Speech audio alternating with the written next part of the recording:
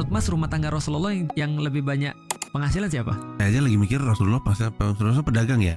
Rasulullah kali ya. Iya. Rasulullah enggak. Dia kerja sama Bunda Khadijah. Dia kerja sama Bunda Khadijah yang jadi istrinya. Oh iya? Iya. Jadi Rasulullah itu dulu kerja sama Bunda Khadijah atau berdagang ya dengan barang-barang Bunda Khadijah. Bunda Khadijah itu adalah seorang janda yang kaya raya. Hartanya tuh luar biasa, seluruh kota Makkah. Dan kebaikannya terkenal banget. Namanya kan Bunda Khadijah, tapi julukannya adalah Thahirah, artinya adalah yang suci.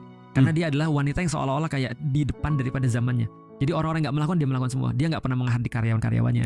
Dia nggak pernah ngerendahin orang-orang yang lebih miskin daripada dia. Dan orang-orang nggak ada yang benci sama Khadijah. Jadi mustahil itu benci sama Khadijah di Mekah. Dan dia punya salah satu karyawan lah, gampangnya ya, Nabi Muhammad.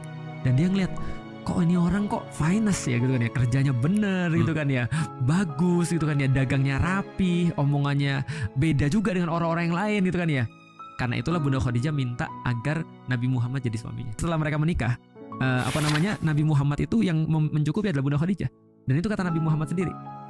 Nabi Muhammad bilang gini, ketika suatu waktu Bunda Aisyah cemburu sama Bunda Khadijah. Jadi Rasulullah itu begitu ditinggal sama Bunda Khadijah, itu terpukulnya luar biasa. Dan benar-benar kacau terpukulnya. Coba untuk penggambarannya ya Mas ya. Ini saking terpukulnya beliau, dan beliau ingat dengan Bunda Khadijah. Bayangin ya, Mas tahu satu peristiwa besar di dalam Islam namanya Futu Makkah. Rasul balik lagi ke kota Makkah, comeback, dan benar-benar epic comeback. Itu luar biasa banget. Orang-orang senang banget, luar biasa. Rasulullah ketika dalam kondisi seperti itu, beliau memilih melipir, lalu kemudian pergi ke Makkah karena beliau memakamkan Bunda Khadijah di kota Makkah.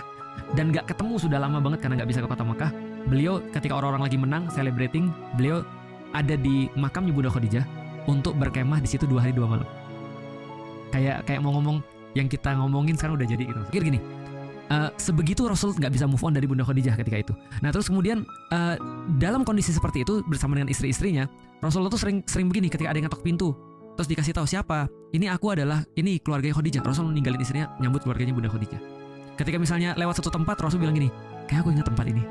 Lagi makan sesuatu, kayak aku pernah makan ini sama Khadijah.